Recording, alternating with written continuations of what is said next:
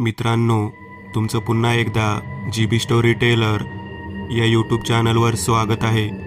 आजच्या आपल्या गोष्टीचं नाव आहे जळालेली मिल. लेखक समीर गडेकर. पण गोष्ट सुरू करण्याआधी जर कोणी या चॅनलवर पहिल्यांदाच आलेले असाल तर त्यांनी ह्या चॅनलला सबस्क्राईब करायला विसरू नका. चला तर मग अजिबात वेळ न घालवता गोष्टीला सुरुवात करूया.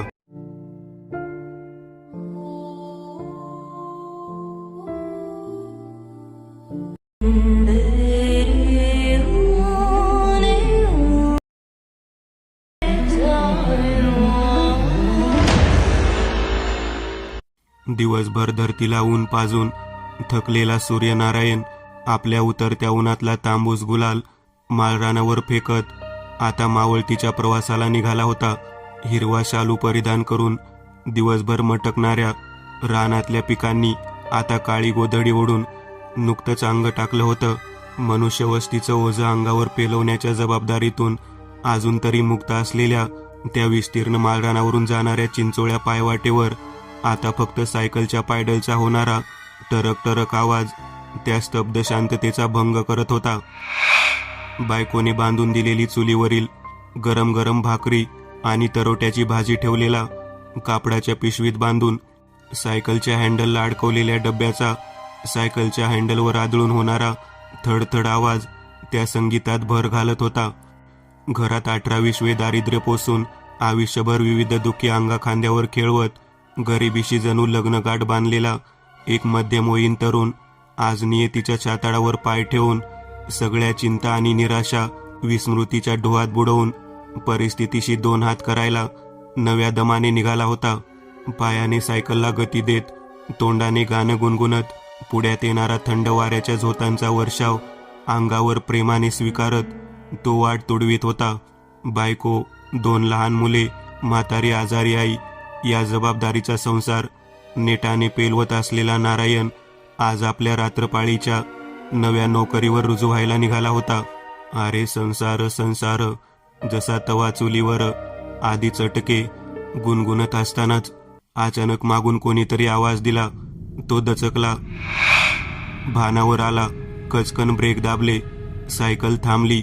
त्याने मागे वळून बघितले. दूरवर काळोखात पसरलेल्या परिसरात कोणीही दिसत नव्हतं. कोणीतरी दुसऱ्याला आवाज दिला असेल बहुतेक. त्याने मागे कॅरियर बघितले. मागे अडकवलेले अंथरूण पांघरून व्यवस्थित होते. आता मात्र त्याने सायकलचा वेग वाढवला.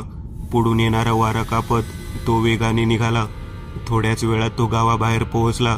आता तो विस्तीर्ण जागेत वेटोळे घालून बसलेल्या, जबडा उघडून सावजाची वाट पाहत असलेल्या एका अजस्त्र अजगराच्या पुढ्यात उभा होता. चक्रधर मिल, चक्रधर मिल, हो चक्रधर मिलच. रात्रीच्या काळोखात सुनसान वातावरणात ती मिल एका भयान सर्पाप्रमाणे भासत होती. 2 वर्षापूर्वी ही मिल आगीच्या भक्ष्यस्थानी पडून त्यात 15 लोकांचा बळी गेला होता. या भयान जागेत आता त्याला संपूर्ण रात्र घालवायची होती. तेही आजचीच रात्र नाही, तर आजपासून प्रत्येक रात्र. मिलचे मालक चक्रधर साळवे यांनी नारायणची हालाकीची परिस्थिती पाहून थोडा जास्त पगार देऊन त्याला रात्रपाळीवर राखणदाराची नोकरी देऊ केली होती. थोड्याच दिवसात संपूर्ण मिल पाडून नवीन बांधकाम सुरू होणार होते. त्यासाठी लागणारी सर्व सामग्री मिलच्या एका बाजूला येऊन पडली होती. त्यावर लक्ष ठेवायला तिथे नारायणला राखणदार नेमले होते. नारायणने सायकल उभी केली, कुलूप घातले. चावी खिशात टाकून त्याने डबा आणि इतर साहित्य हाती घेतले. इमारतीचे गेटही तेवढेच प्रशस्त होते. एखाद्या तुरुंगाच्या दरवाजाप्रमाणे त्याला ते गेट भासत होते. संपूर्ण मिलवर भिरभिर नजर टाकत नारायण उभा होता. आस्ताव्यस्त पसरलेल्या त्या मिलची दोन्ही टोके एका वेळी नजरेत बसणे कठीण होते.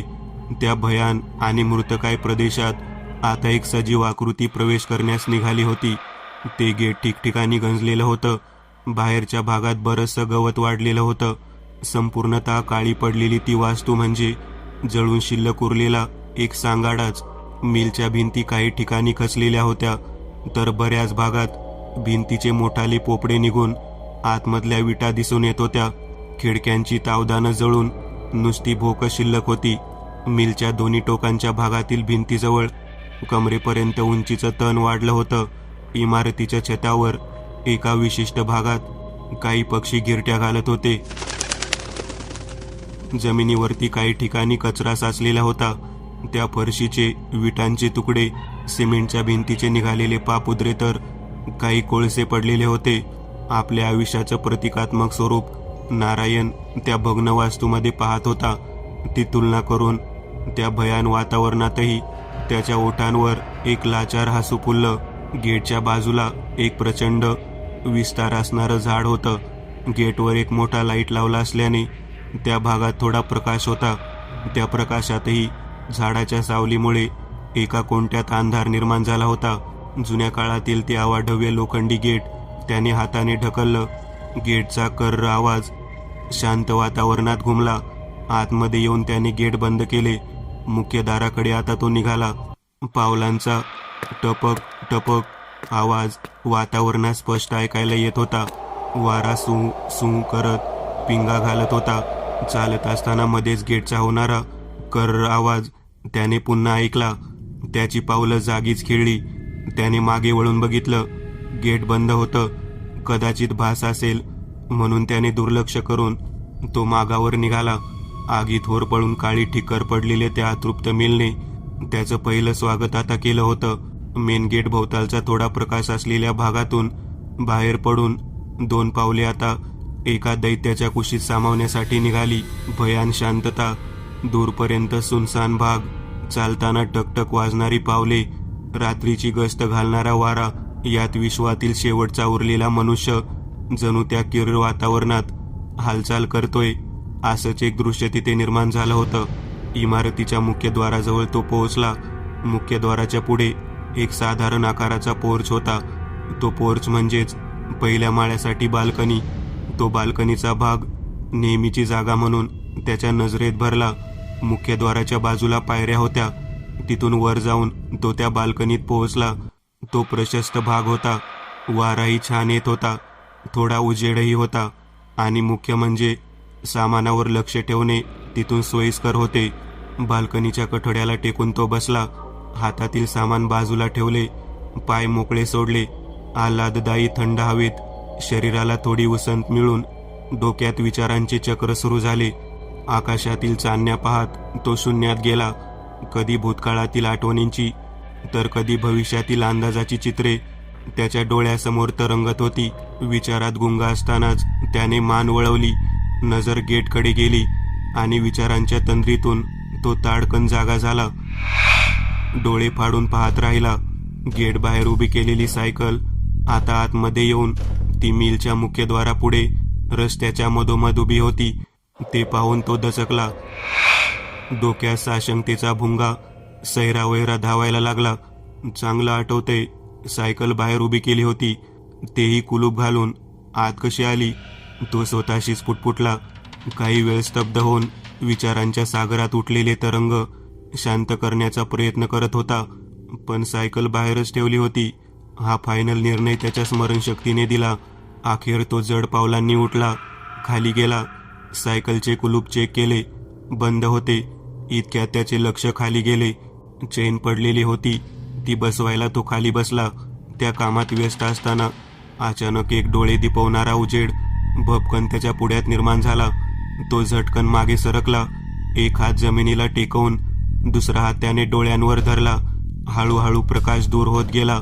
एक कंदील आणि त्या पाठोपाठ एक मानवी चेहरा त्याच्या दृष्टीपथात आला. डोक्याला मुंडासे बांधलेला, चेहऱ्यावर सुरकुत्या पडलेला, धोतरबंडी घातलेला एक जगजग म्हातारा त्याच्याकडे पाहून दात काढत हसत होता. नारायण घाबरला. कोण तुम्ही? घाबरू नका मालक, मी आहे गेटवरला चौकीदार. पण चौकीदार तर मला नेमला इथे. अहो मालक, मी म्हातारा झालोय, अंग थकलंय, इथं किमती सामान ठेवलंय. कुणी आलंय तर मी काय करू शकणार? मला कोण घाबरणार? एक तरणा गडी म्हणून तुम्हासनी ठेवला असल. आणि हो, ही सायकल बी मॅच आत आणली. बाहेर कोणाचा काय भरोसा? बरं बरं, तो कंदील मागं घ्या आधी. नारायणच्या जीवात जीव आला. हो मालक, ही माई खोली. गेटच्या बाजूला एक छोटी खोली होती. मी इथं झोपतो. नारायण सोबत खोलीत गेला. दोघांमध्ये गप्पा गोष्टी होऊन गट्टी जमली. डबाही त्यांनी सोबत खाल्ला. काही वेळाने नारायण आपल्या जागेवर झोपायला निघून गेला. इमारतीच्या अगदी टोकावर बसलेली एक काळी आकृती खालील संपूर्ण दृश्य पाहून दात विचकावत हसत होती. म्हातारा चौकीदार विठ्ठलरावच्या सोबतीने रात्रपाळीची ड्युटी आता थोडी सोयीस्कर व्हायला मदत झाली होती. म्हातारा जुन्या आठवणी रंगवून सांगत होता. नारायण गुंग होऊन ऐकत होता. दिवस बऱ्यापैकी जात होते. नेहमीप्रमाणे आजही नारायण जेवणाचा डबा सायकलला अडकवून कामावर निघाला. आज अमावस्या होती. माळरानावरील वाटेवरही आता अंधार गुडूप होता. सायकलच्या पायडलचा टरक टरक आवाज ती स्मशान शांतता भंग करत होता. आज लवकर पोहोचायचं म्हणून तो रपारप पायडल मारत होता. आज गाणं गुणगुणत शेतातील वाट वाऱ्याशी गप्पा मारत तुडवण्यास पूरक असं वातावरण नव्हतं. मिलजवळ पोहोचेपर्यंत परिश्रमामुळे तो घामाघूम झाला. त्याने गळ्यातील शेल्याने चेहऱ्यावरील घाम पुसला. गेट ढकलून त्याने सायकल आतमध्ये घेतली. वारा जोरात वाहत होता. पालापाचोळा कचरा वाऱ्याने हवेत उडत होता. थोड्या वेळात पाऊस सुरू होईल का याची शंका वाटत होती. विठ्ठलराव अंगावर गोधडी घेऊन बसला होता. नारायणला पाहताच त्याच्या बोडक्या चेहऱ्यावर आनंद निर्माण झाला. आज गप्पाही विशेष झाल्या नाही. जेवण आटपून नारायण रात्री 11च्या सुमारास आपल्या नेहमीच्या जागेवर म्हणजेच बाल्कनीत गेला. अंथरून घालून पालखट मांडून बसला. त्याने सोबत आणलेला रेडिओ गाणी ऐकायला घेतला, पण मध्ये मध्ये रेडिओ खरखरत होता. शेवटी तो बंद करून तो अंथरुणावर आडवा झाला. थोडं वातावरण आता निवळलं होतं. थोडा वेळापूर्वी मस्ती करणारा वारा शांत होऊन कुठेतरी दडी मारून बसला होता. वातावरणात एक स्तब्धता आली होती. आजच्या ढगाळ वातावरणात आकाशात चांदण्याही दिसत नव्हत्या. शांतचित्त वातावरणात सभोवतालच्या गर्द काळोखात अंग जमिनीवर पसरवून डोळे उघडे ठेवून तो आकाशाकडे पाहत सुन्न पडला होता. झोप लागणे आज कठीण दिसत होते. घुटमळत शेवटी रात्रीचा 1 वाजला आणि अचानक त्याला लघवी लागली. जागेवरून उठणे त्याच्या जीवावर आले होते, पण नाईलाज होता. तो खाली उतरला. वातावरणात गारठा वाटत होता. वारा अंगाला झोंबत होता. त्याने दोन्ही हातांची घडी घातली आणि गेटकडे निघाला. चालताना त्याचं लक्ष विठ्ठलरावच्या खोलीकडे गेलं. दार बंद होतं. कंदिलाचा मंद उजेड फटीतून बाहेर येत होता. कर्र आवाज करत गेट उघडले. त्या शांत वातावरणात तो आवाज घुमला. बाहेर येऊन एका गवताळ भागात उभा राहून लघवी करत असताना तो थोडा थरथरत होता. कारण हवेत थंडावा आणि रात्री 1 वाजता या सुनसान ठिकाणी त्याला खूप एकटं वाटत होतं. आज देव जाणे का, पण या भागात त्याला एक वेगळीच हुरहुर जाणवत होती. एक नकारात्मक ऊर्जा. दूरवर कावळे ओरडत होते, तर बाकी सभोवतालचं संपूर्ण वातावरण जीव गेलेल्या मड्याप्रमाणे निपचित पडलं होतं. इतक्यात अचानक 10-12 कुत्री त्याच्या पुढ्यात येऊन जोरजोराने भुंकायला लागली. ती कुठून आलती माहिती नाही. नारायण भेदरला. या अचानक हल्ल्याने तो भांबावला. सरळ आतमध्ये पळाला. ती कुत्री भुंकत गेटपर्यंत आली. गेट बाहेर उभी राहून भुंकत होती. त्यांच्या भुंकण्याचा जोर अजून वाढला होता. घाबरलेला नारायण उसासे टाकत विठ्ठलरावांच्या खोलीच्या भिंतीआड जाऊन लपला. घाम फुटल्या अंगाने तो गेटकडे वाकून पाहत होता. गेट बंद करणे आवश्यक होते म्हणून तो तिथेच थांबला होता. शेवटी थोडा अवसान गोळा करून तो बाहेर आला. त्याने परिसरातील 2-3 दगड उचलले आणि कुत्र्यांच्या बाजूने तो भिरकवायला लागला. कुत्री मागे जाऊन पुन्हा पुढे येत होती. करता करता शेवटी दगडही संपलेत. आणखी दगड शोधण्यासाठी त्याने आजूबाजूला पाहिले. एका कचऱ्याच्या ढिगाऱ्यावर त्याची नजर गेली. त्यावर एक बूट उलटा पडला होता. तो उचलून फेकून मारावा म्हणून तो तिकडे वळला.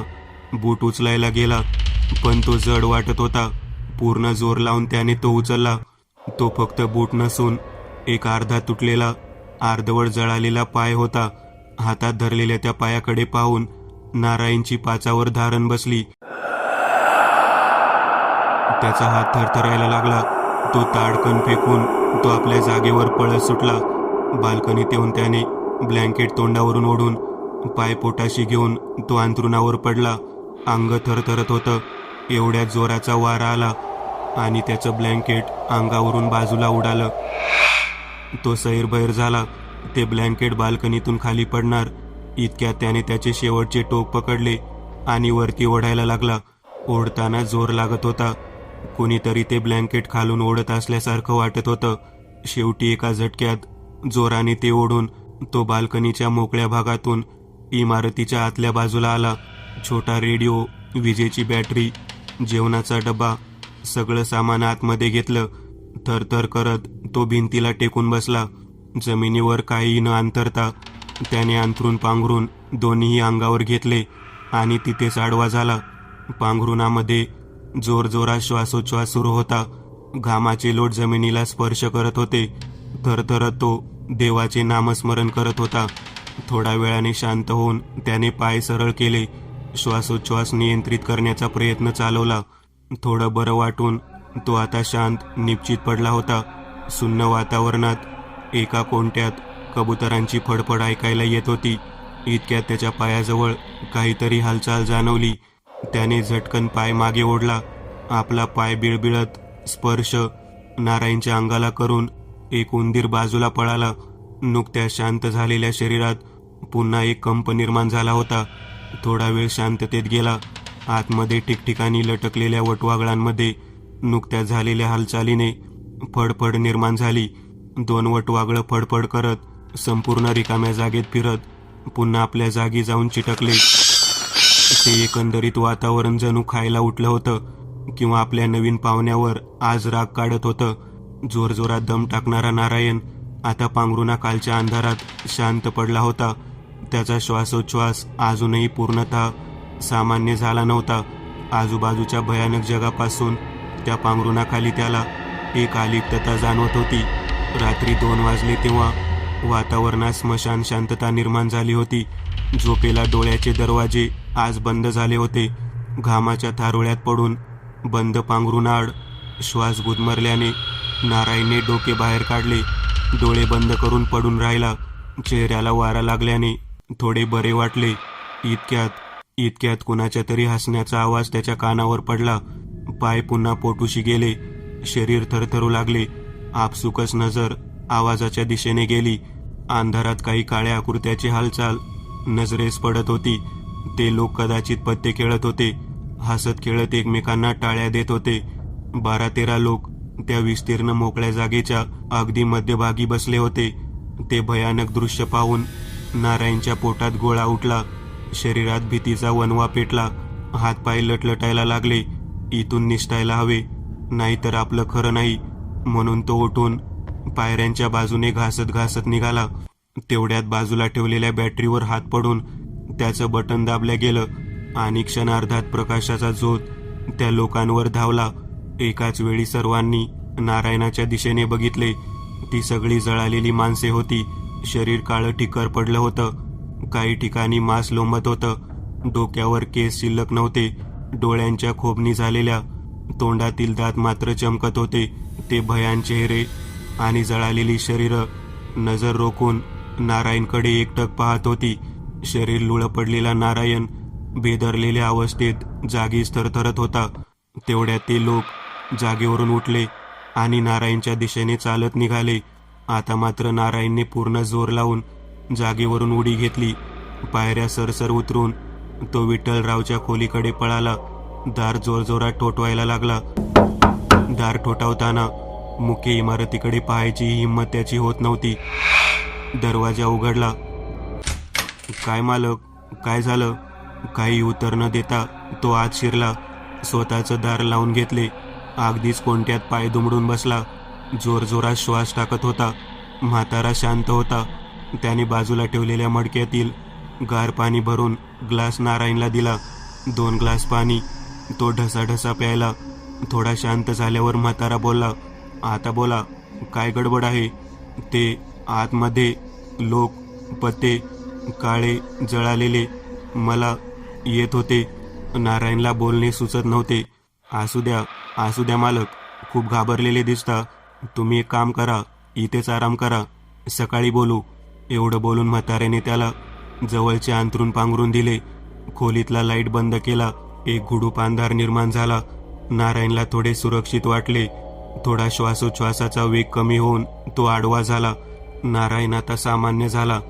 काही प्रमाणात का होईना भयाचा वणवा विजत चालला होता. शांत सुरक्षित वातावरणात डोळे मिटून तो झोपायचा प्रयत्न करत होता, पण काही शक्य होत नव्हतं. सर्व प्रसंग त्याच्या डोळ्यापुढे फिरत होते. ते भयान चेहरे, जळकी शरीर, त्याच्या डोक्यात जणू घर करून बसले होते. आपण पळत असताना ते मागे आले असतील का, की बाल्कनीत उभे राहून आपल्याला पाहत असतील का, आताही दाराबाहेर येऊन ते उभे असतील. आपण त्याच्या हाती पडलो असतो तर. नानाविध विचारांनी डोकं कुरतडलं जात होतं. इमारतीच्या सभोवताली संपूर्ण परिसरात ती भयान शरीरं फिरत आहेत असं दृश्य त्याच्या डोळ्यासमोर तरळत होतं. ताटकळत 1.5 तास निघून गेला आणि अचानक त्याला पुन्हा लघवी लागली. तो रागाने लाल झाला. काय गरज होती 2 ग्लास पाणी प्यायची. त्याला स्वतःवरच खूप राग यायला लागला. त्याने डोके दोन्ही हाताने धरले. भिंतीवर डोकं घ्यावं एवढा राग त्याला आला होता, पण त्याने स्वतःला सावरले. नाईलाज होता. त्याने हळूच दाराच्या फटीतून बाहेर बघितले. कुणीच दिसत नव्हते. खोली संपूर्ण अंधार होता. त्याने थरथरत्या हाताने हळूच कडी काढली. अर्धं दार उघडून बाहेर बघितले. सुनसान वातावरणात कुठलीही हालचाल जाणवत नव्हती. हळूच दार उघडून त्याने डावा पाय बाहेर ठेवला. संपूर्ण परिसरावर एक वार नजर टाकली. छाती धडधडत होती. बराच विचार करून त्याने दुसरा पाय बाहेर काढला. बाल्कनीकडे बघण्याची त्याची हिंमत होत नव्हती. त्याने गेटकडे बघितले. बघून तो चमकला आणि जागेवरच थांबला. गेट पूर्णतः बंद होतं. आपण गेट बंद केलं नव्हतं. मग गेट कसं काय बंद झालं? कदाचित म्हातारा मध्येच उठला असेल, म्हणून त्याने मनाचं समाधान केलं. पावलं उचलत तो त्या आतमधील रस्त्याच्या दुसऱ्या बाजूला गेला. काठावर उभा राहून लघवी करत तो जमीन न्याहाळत होता. बाजूला असलेल्या झाडाची सावली जमिनीवर हालत होती. संपूर्ण सावली न्याहाळत असताना एक विचित्र दृश्य त्याच्या नजरेस पडले. एके ठिकाणी झाडाच्या फांदीच्या सावलीसोबत 2 मानवी पायांच्या सावल्या हालत होत्या. याचाच अर्थ झाडावरती कुणीतरी बसलं होतं. त्याच्याच पायाच्या सावल्या जमिनीवर दिसत होत्या. ती व्यक्ती पाय मागे पुढे हलवीत असावी. त्याचं हृदयाचं जनरेटर एका क्षणात धडधडायला लागलं. त्याच अवस्थेत तो मागे मागे सरकायला लागला. एक हात दरवाजाला धडकताच त्याने झाडावरती बघितलं. तो म्हातारा विठ्ठलराव झाडाच्या वरच्या टोकावर पाय खाली सोडून बसला होता. एका हातात कंदील होता. दोन्ही पाय तो मागे पुढे हलवीत होता. ते भयानक दृश्य पाहून नारायण दरवाजाच्या चौकटीत मध्येच कोसळला. तेवढ्या झाडावरील विठ्ठलरावने तिकडे बघितले आणि वाढलेली दाढी खाजवत तो नारायणकडे बघत तो हसत होता. नारायण आता पुरता घायाळ झाला. दाराची कडी घालवण्यासाठी उभं राहायचंही धाडस त्याला होत नव्हतं. दार नुसतंच लोटून कोट्यात जाऊन त्याने पांघरुणाखाली अंग झाकून घेतले. कुडकुडत थरथरत घामाघूम झालेल्या शरीरातील त्राण संपून आता प्रेताप्रमाणे तो जमिनीवर पडला होता. थोडा वेळ जाते न जाते खोलीचं दार कर आवाज करत वाजले. कोणीतरी आतमध्ये आलं होतं. खोलीत एक हालचाल जाणवत होती. कोणीतरी बाजूला येऊन झोपलं. थरथरत्या शरीराने हळूच पांघरून थोडंसं बाजूला करून बाजूच्या खाटेकडे बघितलं. तो म्हातारा नारायणकडे तोंड करून हसत खाटेवर पडला होता. नारायणने गपकन डोळे मिटले. भोवळ येऊन तो जमिनीवर पडला. सकाळी नारायण शुद्धीवर आला तेव्हा 5 वाजले होते. त्याने बाजूला पाहिले. म्हातारा नव्हता. त्याची खाटही नव्हती. डोकं गरगरायला लागलं. कुठलंही सामान सोबत न घेता त्याने गेट बाहेर धाव घेतली. सायकल काढली. पायडल मारून पाय टाकला. थोडी पुढे जात नाही तर चेन पडली. तो रागाने भडकला. चेन बसवायला खाली उतरला. तो सैरभैर झाला होता. हात थरथरत असल्याने चेन बसत नव्हती. शेवटी 2 हातांनी धरून तो सायकल लोटत पळत निघाला. कोणीतरी सायकल मागून ओढत असल्यासारखं वाटत होतं. पूर्ण ताकद तो पणाला लावत होता. शेवटी कसा बसा तो मुख्य रस्त्यावर आला. तो एवढा थकला होता की सायकल सोडून रस्त्या शेजारील दगडावर बसला. सायकल खडकन खाली आदळली. तो उसासे टाकत बसला. बराच वेळ बसल्यानंतर तो शेवटी घराकडे निघून गेला. दुसऱ्या दिवशी तापाने फणफणलेला नारायण कामावर गेला नाही. त्या धक्क्यातून सावरायला त्याला 3 दिवस गेले. आता तो दिवसभर विचारात मग्न राहत होता. काय करावे ते सुचेना. कामावर का जात नाही हे घरचे विचारायचे. त्यांना तोंड देताना त्याला चीड येत होती. काम सोडणे अनिवार्य होते, पण काम केलेल्या दिवसांचा पगार तरी घ्यावा, तेवढा संसाराला आधार. म्हणून त्याने मालकाची म्हणजेच चक्रधर साळवेंची भेट घ्यायचे ठरवले. शनिवारी सकाळी 10 वाजताची वेळ. नारायण साळवे साहेबांच्या साईटवरील एका तात्पुरत्या स्वरूपाची चौकोनी छोटेखानी ऑफिसमध्ये बसला होता. बोल नारायण, असं एकदम अचानक कसं काय प्रगटलास आज? कशी चालू आहे ड्युटी? ते थोडे पैसे पाहिजे होते. बायकोची तब्येत बरी नाही. अरे पण महिना भरायला अजून 15 दिवस बाकी आहेत. हो, म्हणूनच तर भेटायला आलो ना. बघा काही थोडी रक्कम. अरे मी चेकबुक, कॅश आज काही सोबत आणलं नाही. तुला महिना भरला की पगार आणि दिवाळीचा बोनस सोबतच देईन. आता मला थोडं काम आहे. ठीक आहे, भेटूया नंतर. नारायणचा नाईलाज झाला. जड पावलांनी उठून तो दाराकडे जात असतानाच त्याला काहीतरी आठवलं. तो वळला आणि पण साहेब, एक विचारायचं होतं. बोल. बुक चाळत असलेल्या साळवे साहेबांनी मान वर करत विचारलं आणि पुन्हा नजर खाली नेऊन बुक चाळायला लागले. मला राखणदार नेमल्यानंतरही त्या म्हाताऱ्या विठ्ठलरावला तुम्ही तिथे कशाला नेमले? कोण विठ्ठलराव? विचारून लगेच बाजूला बसलेल्या कारकुनाशी बोलण्यात साळवे साहेब व्यस्त झाले. आता खरी गोम नारायणला कळली होती. तो पटकन बाहेर आला, घराकडे निघाला. काही पावलं चालताच त्याला मागून आवाज आला, ओ साहेब. नारायणने वळून बघितले. एक खुर्ची टाकून बसलेला त्या साईडचा चौकीदार त्याला आवाज देत होता. नारायण त्याच्याकडे गेला. कोण विठ्ठलराव बोलत होते साहेब तुम्ही? साहेबांना सांगत होते तेव्हा मी ऐकत होतो. तो जुन्या मिलवरचा म्हातारा चौकीदार. ते ऐकून तो व्यक्ती खदाखदा हसायला लागला. 2 वर्षापूर्वी ती मिल जळाली तेव्हा त्या आगीत तोही मरण पावला. दिसला का तुम्हाला?